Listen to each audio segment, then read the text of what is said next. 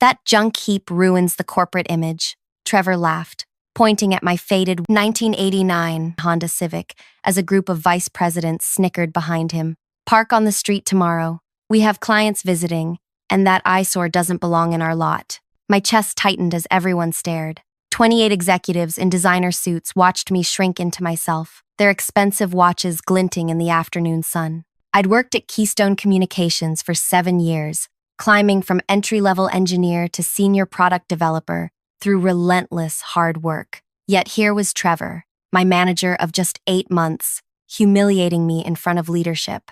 "It's reliable transportation," I managed to say, my voice embarrassingly small. "It's trash," Trevor countered, his perfect teeth flashing. "Either upgrade or hide it. This is a premium technology firm, Olivia, not a junkyard." I nodded and walked away, keys digging into my palm as I fought back tears. That car had been my grandfather's final gift before cancer took him. We'd spent weekends restoring it together during my college years. The engine purred like new, despite its weathered exterior. I could afford something newer.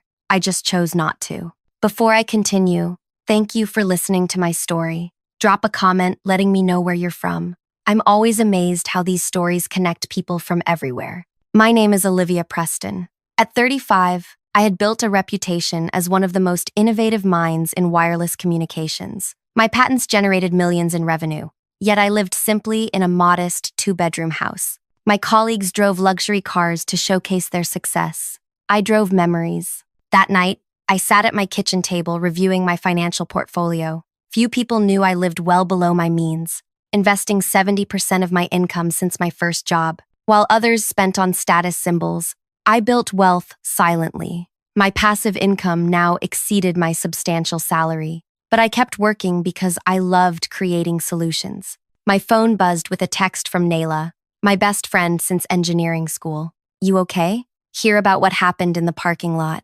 Trevor's a monster." News traveled fast. I sighed and replied, "Fine, just tired of his games." "Want me to poison his coffee?" she joked. I smiled despite myself. Nayla had always been my fiercest defender. We'd started at Keystone together, but she'd left 2 years ago to launch her own consulting firm. "Not worth the jail time," I texted back. My thoughts drifted to 8 months ago when Trevor joined our division after the retirement of my previous manager, Eleanor. Eleanor had been tough, but fair, recognizing talent regardless of appearance. Under her leadership, I'd flourished, earning her trust to lead our most promising projects. Trevor was different. From day one, he'd reshuffled assignments, giving my projects to his former colleagues who joined from his previous company. I was sidelined despite my track record, watching as my innovations were handed to others who lacked the technical understanding to execute them properly. "We need fresh perspectives," Trevor had explained during our first one-on-one meeting, his condescending tone making it clear he considered me outdated. I'd swallowed my pride and continued working diligently, hoping results would speak for themselves. They did not. Each quarterly review brought vague criticism about my cultural fit and executive presence, thinly veiled references to my unfashionable clothes and quiet demeanor. My phone rang, interrupting my thoughts. It was Nayla again. "Enough texting," she said when I answered. "Talk to me." I pressed the phone against my ear. "There's nothing to say. Trevor's been trying to push me out since he arrived." "Then why stay?" I glanced at my living room wall, where framed patents hung beside photos of my engineering team celebrating project launches. "Because I'm not finished there," I answered. "Finished what? Getting mistreated?"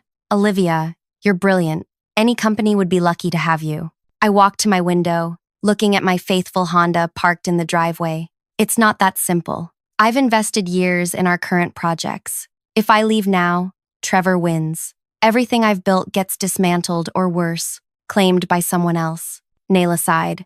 "So what's your plan? Endure more humiliation?" That question lingered as we ended the call. What was my plan? For months, I'd hoped Trevor's behavior would improve or that higher management would notice. Neither had happened. I opened my laptop and logged into my investment accounts. Numbers filled the screen. Stock portfolios, real estate holdings, angel investments in promising startups. Years of disciplined saving and smart investing had built something substantial. An email notification appeared, a quarterly report from Brunswick Venture Partners, where I'd been an angel investor for 5 years. I'd put $200,000 into their fund when Keystone gave me a bonus for a patent that transformed satellite communications. I opened the report and froze. One of the startups I'd backed had been acquired for an astonishing sum. My stake was now worth $4.7 million. My phone buzzed again. Nayla sending a job listing at a competitor. They're desperate for someone with your expertise, her message read. I didn't respond, my mind racing with a different possibility. I opened a browser and searched for Keystone Communications stock performance.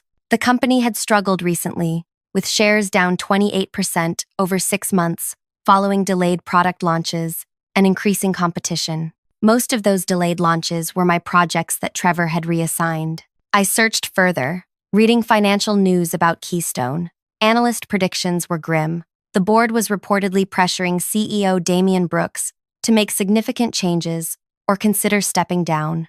I reached for my phone and called Nayla back. Remember Marcus Adeyemi from grad school? I asked when she answered. Investment banker guy?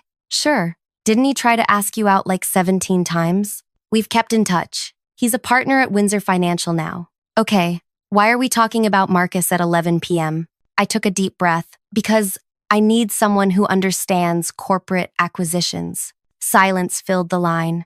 Olivia, Nayla finally said, what are you thinking? What if instead of finding a new job, I bought the company? Another long pause. Have you lost your mind? Keystone is worth hundreds of millions. Their stock has tanked. Market cap is down to $142 million and falling. The board is getting desperate. And you have $142 million sitting around? No, I admitted, but I have nearly $5 million from a startup exit, strong relationships with venture capitalists, and intimate knowledge of Keystone's weaknesses and untapped potential. This is insane, Nayla whispered. You want to buy a public company because your boss made fun of your car? When she put it that way, it did sound ridiculous. But it wasn't just about today's humiliation.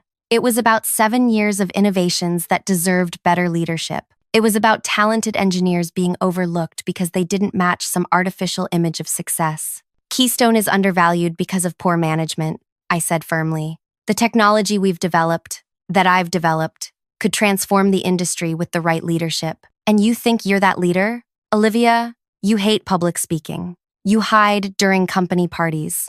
She was right. I preferred solving problems to managing people, but maybe I didn't need to be CEO. I just needed to own enough to change things. I don't need to run it.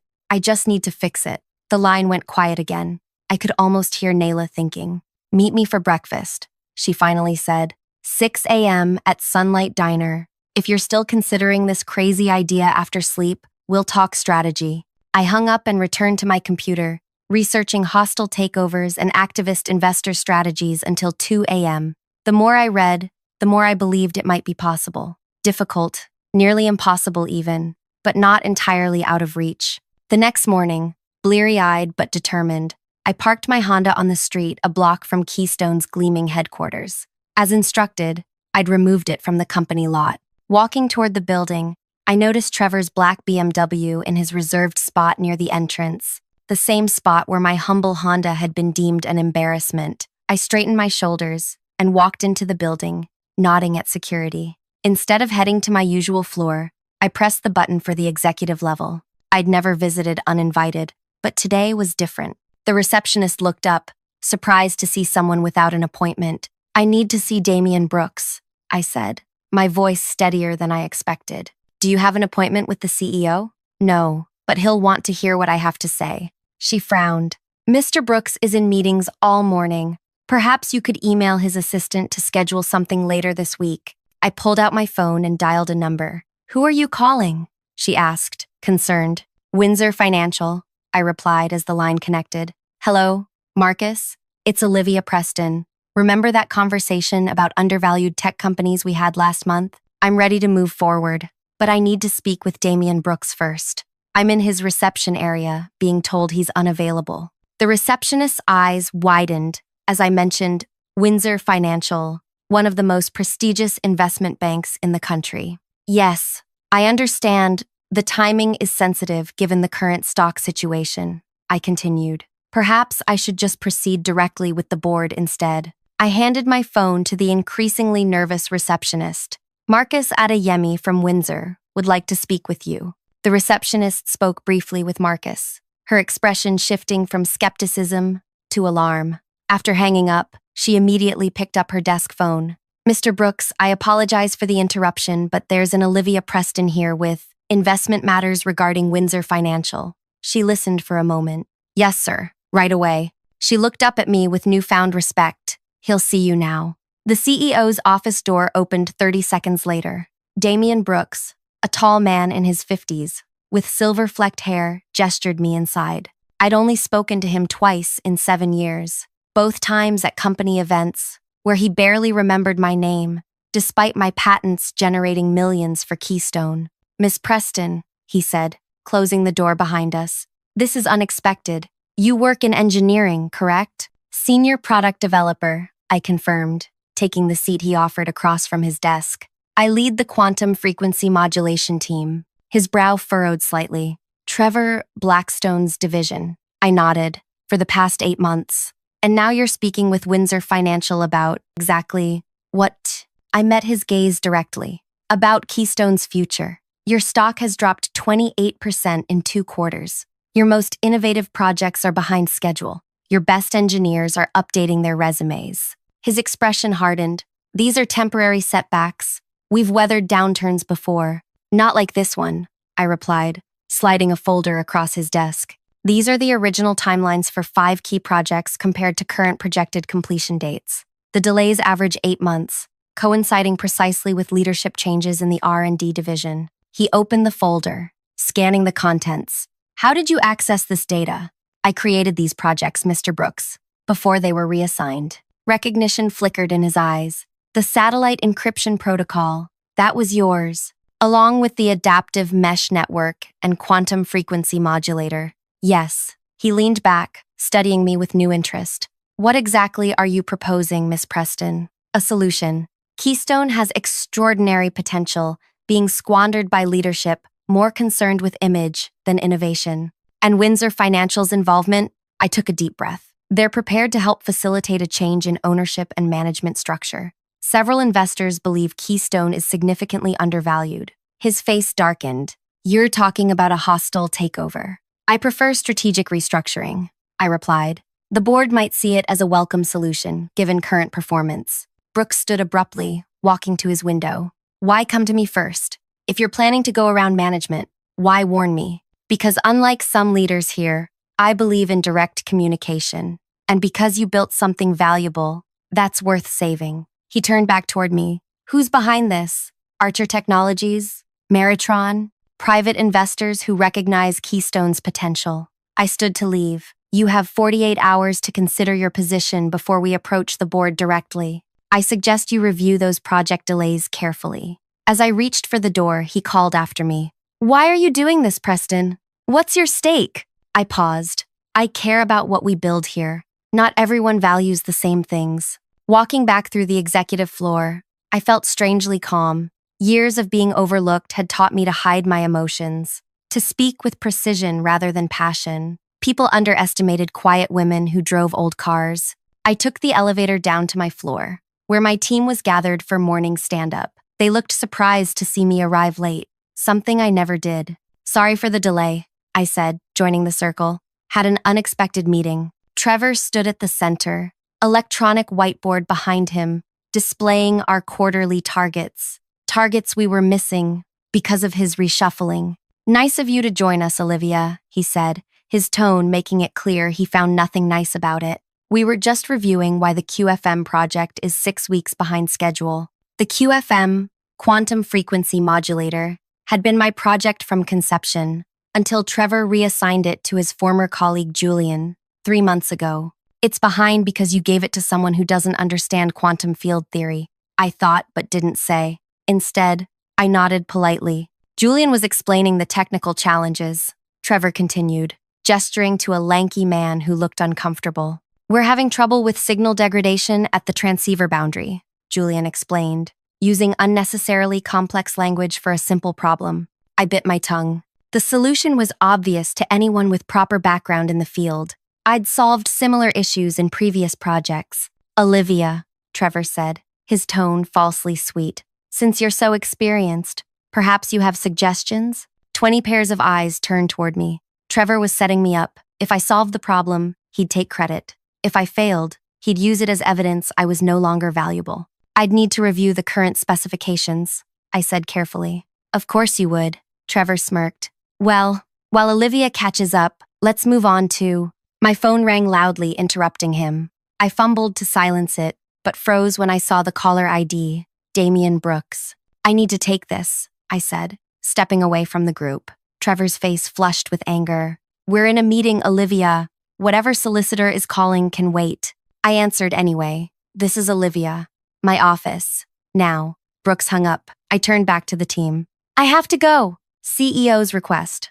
Trevor's smug expression faltered. What does Brooks want with you? Guess I'll find out, I replied, walking away as whispers erupted behind me. Back in the elevator, heading to the executive floor, my composed facade cracked. My hands trembled slightly. I'd set something in motion that couldn't be easily stopped. Brooks was waiting when I arrived, along with a woman I recognized as Patricia Lynn, Keystone's chief legal counsel. Sit down, Preston, Brooks said, his earlier politeness gone.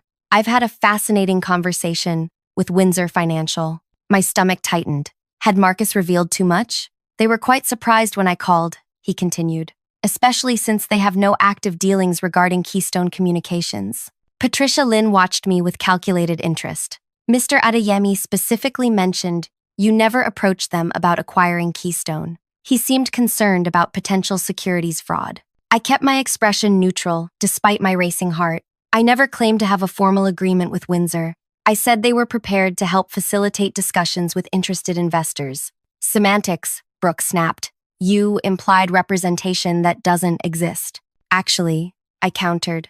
I implied possibility. There's a difference. Lynn raised an eyebrow. You're playing a dangerous game, Miss Preston. I'm addressing a dangerous situation, I replied. Keystone is hemorrhaging value because of mismanagement. The quantum frequency modulator alone could revolutionize secure communications, but it's months behind schedule because it was reassigned from someone with expertise to someone without it. Brooks leaned forward. You're talking about Trevor Blackstone's decisions. I'm talking about patterns that are destroying shareholder value. Lynn exchanged glances with Brooks. What exactly do you want, Miss Preston? It was the opening I needed. 2 things. First, a complete review of project reassignments over the past 9 months with performance metrics before and after. Second, a meeting with the board to present findings on how these decisions have impacted Keystone's market position. You expect us to authorize an internal investigation because you're unhappy with your manager? Lynn asked incredulously.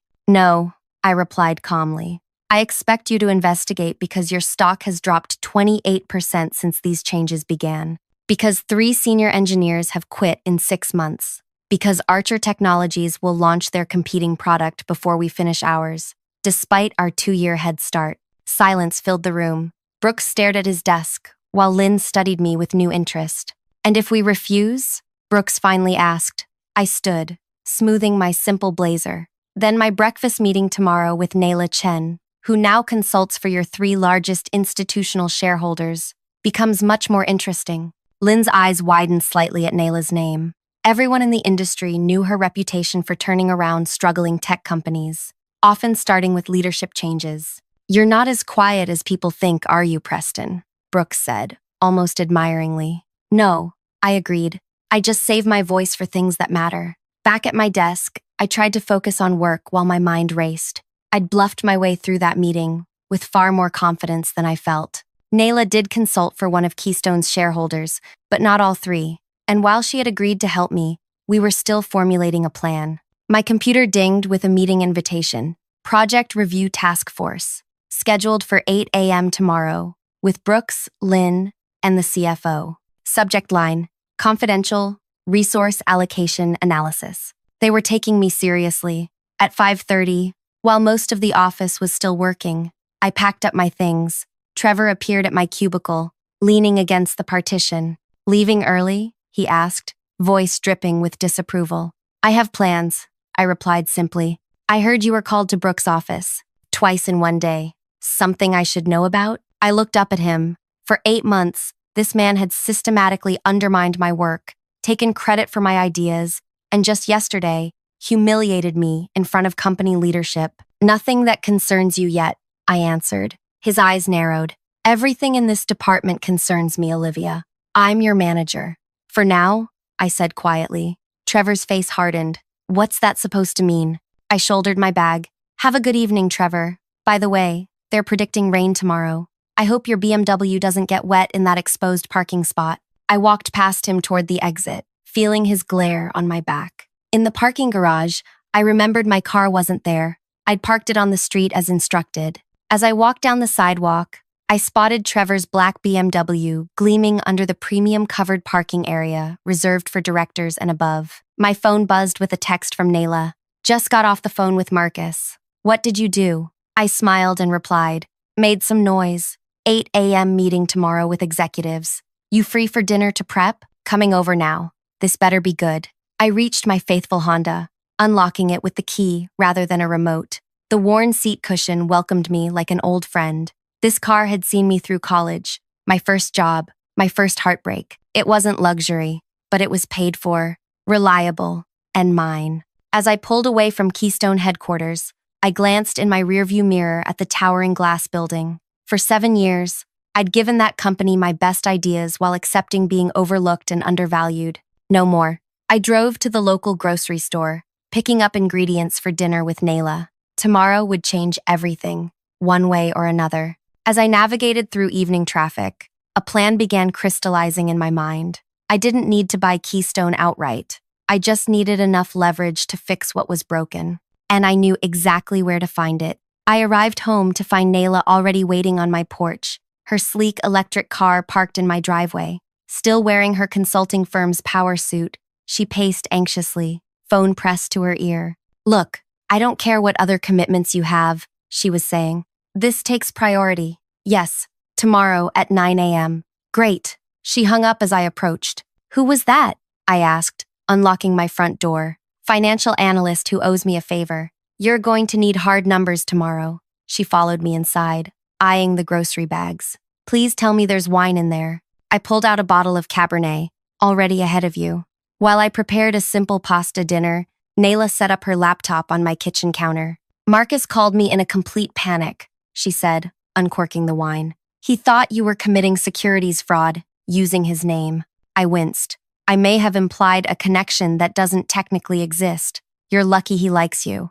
Anyone else would have reported you to the SEC. She handed me a glass. Now tell me exactly what happened with Brooks. I recounted both meetings while stirring the sauce, not omitting any details. Nayla listened intently, occasionally typing notes. So they've scheduled this task force meeting for tomorrow, she summarized. That's actually impressive. Brooks must be seriously worried. Or setting a trap, I pointed out. Maybe both. Nayla sipped her wine. What's your actual plan here, Olivia? You can't afford to buy Keystone outright. I drained my glass, feeling the warmth of courage spreading through me. I don't need to buy it. I just need to control what matters most to them right now, which is the quantum frequency modulator patent. Nayla's eyes widened. The one Trevor took from you? The very same. I served our pasta and sat across from her. When Trevor reassigned the project to Julian, he didn't know one critical fact, which is, I never fully documented the stabilization algorithm. The most crucial component only exists in my personal notes. Nayla nearly choked on her wine. You withheld information from company documentation? Not exactly. I documented everything required by contract. But the breakthrough that makes it actually work efficiently? That came to me the weekend before Trevor reassigned the project. I was planning to implement it that Monday. So Julian's been struggling because he's trying to make it work without the key component, a component that could reduce signal degradation by 82% and power consumption by 64%.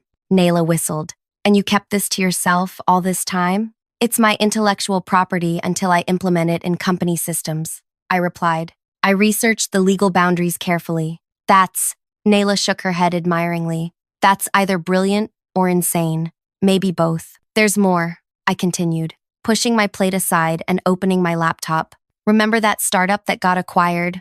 The one that gave me the windfall? She nodded. What if I told you they were acquired specifically because their technology perfectly complements the quantum modulator? Nayla's eyes narrowed. You invested in a complementary technology. 5 years ago, when I first conceived the QFM project, I saw both potential paths, the one Keystone was pursuing, and an alternate approach. I couldn't convince management to hedge with both, so I personally invested in the alternate method.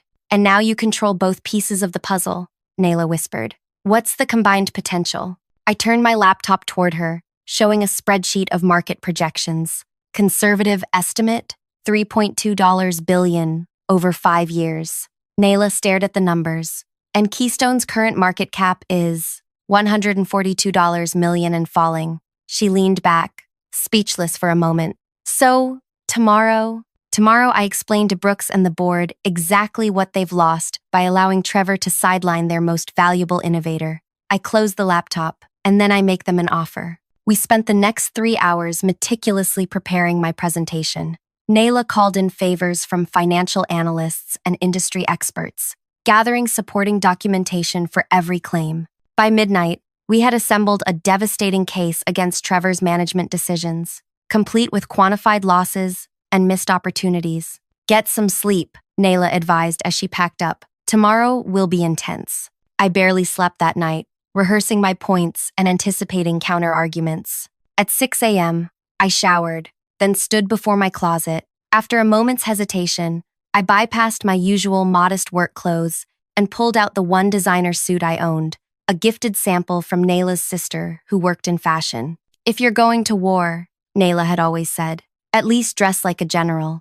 The charcoal gray suit with subtle blue pinstripes fit perfectly, projecting both authority and understated elegance. I applied minimal makeup and pulled my hair into a sleek, simple style. At 7:15, I drove my trusty Honda to Keystone headquarters. This time, I didn't park on the street. I pulled directly into the spot marked "Reserved for CEO" near the main entrance.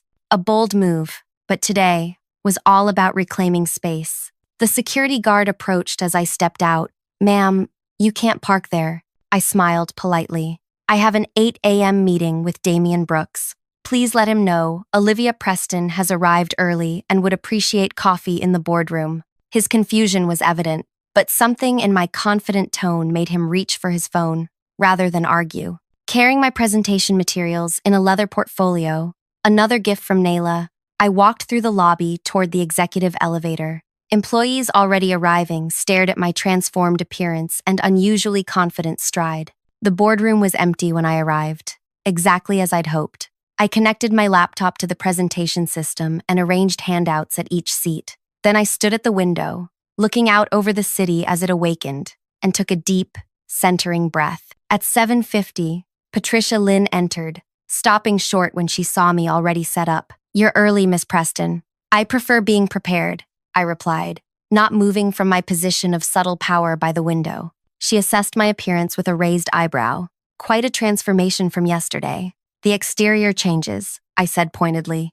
The substance remains the same. She almost smiled as she took a seat. At 7:55, Brooks arrived with CFO Martin Goldstein, both looking surprised to find me already positioned. They exchanged glances as they took seats. I see you've made yourself comfortable, Brooks observed. I've made myself ready, I corrected gently. At exactly 8 a.m., I began without waiting for further pleasantries. Thank you for agreeing to this meeting. What I'm about to share will fundamentally change how you view Keystone's current situation and future prospects. For the next 20 minutes, I presented my analysis of project performance before and after Trevor's reassignments. The data was devastating. Clear downward trends in productivity, innovation, and predicted market impact. These aren't just numbers, I explained. These represent lost opportunities, delayed launches, and market share surrendered to competitors. Goldstein, the CFO, leaned forward. These projections can't be accurate. You're suggesting the QFM project alone could have generated $340 million in first-year revenue if it had launched on the original schedule. That's correct, I confirmed. And that's a conservative estimate. Impossible, he argued. Our entire annual revenue is $220 million. Because you're thinking incrementally, not transformationally, I replied. The QFM technology doesn't just improve existing products, It creates entirely new market categories. Brooks frowned. Even if that's true, the delays aren't only due to management changes. Julian reports technical barriers that couldn't have been anticipated. This was the opening I'd been waiting for. Those barriers exist because Julian doesn't have the complete solution, I said quietly. The stabilization algorithm that makes the QFM commercially viable never made it into the official documentation. The room went silent. Are you saying you withheld critical information? Lynn asked, her legal mind immediately grasping the implications. I'm saying I made a breakthrough the weekend before the project was reassigned. I never had the opportunity to implement it. I opened a folder and pushed a handwritten page of complex equations across the table. This is the missing piece. Brooks studied the paper. You expect us to believe these scribbles are worth hundreds of millions? I expect you to verify them, I replied evenly. Have your best engineers review them. They'll confirm what I'm saying. Goldstein looked frustrated. What's your point here, Preston? What do you want? I stood, walking to the window again before turning to face them. I want Keystone to succeed. I've invested 7 years of my life here, but success requires change. What kind of change? Brooks asked cautiously. First, Trevor Blackstone needs to be removed from leadership. His management style has cost this company millions and driven away top talent. Lynn raised an eyebrow. You've called this meeting to demand firing your boss because he insulted your car? I've called this meeting because he's destroyed shareholder value through systematically flawed decision-making. I corrected. The car incident was merely the most visible example of a pattern. Even if what you're saying is true, Goldstein interjected, we can't restructure senior management based on one employee's complaints. I smiled then, the first real smile of the meeting. That brings me to my second point. I pressed a button on my laptop, and a new slide appeared showing a corporate structure diagram. What's this? Brooks asked. Phoenix Quantum Technologies, I replied. A new company that owns the complementary technology required to make the QFM commercially viable at scale. The executive team stared at the slide, confusion evident on their faces. 2 days ago, I continued, Phoenix acquired a controlling interest in TrueWave Systems, the startup that owns the parallel processing architecture needed to maximize QFM efficiency. Brooks' face paled. Who owns Phoenix Quantum? Instead of answering directly, I displayed another slide, a news release dated today that hadn't yet been published. The headline read, Phoenix Quantum Technologies offers strategic partnership with Keystone Communications. This release goes public at noon, I explained. It announces a proposed partnership that would give Keystone access to the technology they need to salvage the QFM project in exchange for leadership changes and a new innovation-focused direction. This is blackmail, Goldstein sputtered. This is business, I corrected. Phoenix is offering Keystone a lifeline when your stock is in free fall and your flagship project is failing. And who exactly runs Phoenix? Brooks demanded again. I held his gaze steadily. I do. The stunned silence that followed was broken by the boardroom door opening. Trevor Blackstone walked in, his usual confident smile faltering as he took in the scene. Sorry I'm late, he said, looking between the executives' shocked faces and my position at the head of the table. I wasn't aware this meeting had been called. That's because you weren't invited, I replied calmly. Trevor's face reddened. Excuse me? Any meeting regarding my department involves me by definition. Brooks cleared his throat. Trevor, please take a seat. Miss Preston was just explaining her new company's acquisition strategy. Her what? Trevor looked genuinely confused, his eyes darting from me to the presentation screen. Phoenix Quantum Technologies, I explained, watching comprehension slowly dawn on his face. We've acquired the complementary technology needed to make the QFM commercially viable, technology Keystone desperately needs right now. Trevor paled. That's not possible. You're an engineer, not a business owner, investor, entrepreneur, I supplied. I'm all of those things, Trevor. You just never bothered to look past my old car and quiet demeanor. The next 30 minutes unfolded like a carefully choreographed dance. I outlined Phoenix's proposed partnership terms, Trevor's removal, restoration of my original project team, and my appointment to the Executive Leadership Committee with authority over innovation strategy.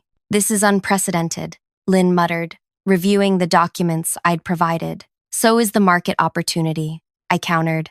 Combined, our technologies represent a potential $3.2 billion market over 5 years. Separately, neither will achieve full potential. Goldstein looked up from the financial projections. These numbers are incredible. If they're accurate, they are, I assured him. Your analysts can verify independently. Trevor, who had been uncharacteristically silent, suddenly stood. This is ridiculous. She's manipulating you. This mystery company probably doesn't even exist. I slid my phone toward Brooks. Feel free to call Marcus Adeyemi at Windsor Financial. He handled the TrueWave acquisition yesterday. Or perhaps Nayla Chen, who's currently briefing your 3 largest institutional investors on the partnership opportunity. Trevor's face contorted with rage. You've been planning this all along. While pretending to work on company projects, you've been building something valuable. I finished for him. Just not in the way you expected. Brooks raised a hand to silence Trevor. Miss Preston, may we have the room to discuss privately? I nodded, gathering my laptop. The partnership offer expires at 2 p.m. After that, Phoenix will approach Archer Technologies with the same proposal. As I walked toward the door, Trevor blocked my path. You won't get away with this. He hissed quietly enough that others couldn't hear. You're still nothing but a nobody in a pathetic old car. I looked directly into his eyes. That car taught me the most valuable lesson in business, Trevor. Never judge value by appearance. I stepped around him and left the room. Outside in the hallway, I finally allowed my composed facade to crack slightly. My hands trembled as I texted Nayla. Phase 1 complete. They're discussing now. End quote. Her response came immediately. Board members briefed. They're calling Brooks as we speak. I took the elevator down to my regular floor, walking past curious colleagues to my cubicle. For the next 3 hours, I performed my regular work as if nothing extraordinary was happening. The contrast between the morning's power play and my current mundane tasks felt surreal. At 11:58 a.m., my phone buzzed with a message from Patricia Lynn. Boardroom. Now. I took my time walking back to the executive floor, using those minutes to steady my breathing and prepare for either outcome. The boardroom now contained not just Brooks, Lynn, and Goldstein, but the entire board of directors, appearing either in person or via video conference. Trevor sat at the far end, his expression thunderous. Brooks gestured to an empty chair. Miss Preston, please join us. As I seated myself, the board chairman, Elijah Montgomery, addressed me directly. We've reviewed your proposal and verified key aspects of your claims. His stern expression revealed nothing. This board has made a decision regarding Keystone's path forward. I waited, maintaining outward calm, while my heart pounded. Effective immediately, Montgomery continued. We are implementing a comprehensive restructuring of Keystone's innovation divisions. Trevor shifted forward, a premature smile forming. Trevor Blackstone's employment is terminated, effective today. The smile vanished from Trevor's face. What? You can't be serious. Based on verified performance data and the board's loss of confidence, Montgomery interrupted. Security will escort you to collect your personal items. As if summoned by his words, 2 security officers appeared at the doorway. Trevor stood, his face contorted with rage. This is a mistake you'll regret. I'll sue for wrongful termination. Your performance documentation is quite thorough, Lynn replied coolly, but you're welcome to try. As Trevor was escorted out, still shouting threats, Montgomery turned back to me. The board accepts Phoenix Quantum's partnership proposal with one modification. I raised an eyebrow questioningly. Instead of a partnership, we propose a full merger, with you assuming the position of Chief Innovation Officer of the combined entity. It was more than I'd hoped for, not just influence over projects, but formal executive authority. I accept, I said simply. The announcement went public that afternoon. Keystone stock jumped 17% on the news. By closing bell, financial analysts were speculating about the revolutionary potential of the combined technologies. I left the office at my usual time, walking to my faithful Honda, still parked in the CEO's spot. As I approached, I noticed something on the windshield, a parking violation notice. I smiled as I plucked it off, then spotted Damian Brooks walking toward his luxury SUV nearby. You might want to move your car tomorrow, he called over. That spot will belong to someone else soon. Who? I asked, genuinely curious. You, he replied. Board approved the executive changes an hour ago. I'm transitioning to executive chairman. You're taking over as CEO. I stared at him in shock. That wasn't part of the agreement. The board disagreed, he shrugged. They want the visionary, not the manager. Congratulations, Miss Preston. Or should I say, Madam CEO. As he walked away, I stood frozen beside my old Honda, the parking ticket still in my hand. This morning, I'd been an overlooked engineer parking on the street. Now, I was about to become CEO of a billion-dollar technology company. I drove home in a daze, pulling into my modest driveway for what might be one of the last times. With my new position would come expectations, a different address, different clothes, different car. My phone rang. It was Nayla. Did you hear? She asked excitedly. About the CEO position. Yes, it's unreal. Not just that, she replied. They already cleaned out Trevor's office. Security walked him directly to his precious BMW. Where they found it had been towed. I finished. What? How did you know? I smiled to myself. Because I called parking enforcement this morning. Turns out, his spot was actually designated for emergency vehicles access. He'd been parking illegally for months. Nayla's laughter filled the car. You are absolutely terrifying. You know that? I'm thorough, I corrected her. So, Miss Big Shot CEO, what's your first official act going to be? I looked at my grandfather's old Honda as I stepped out, running my hand along its faded blue paint, creating a new company policy. Employees will be judged by the quality of their work, never by the car they drive. If you enjoyed this story, please take a second to hit that like button. I'd love to know where you're listening from. Drop a comment below. And if you want to hear more stories about people who were underestimated but came out on top, make sure to subscribe. Your support means everything, and I can't wait to share more with you next time.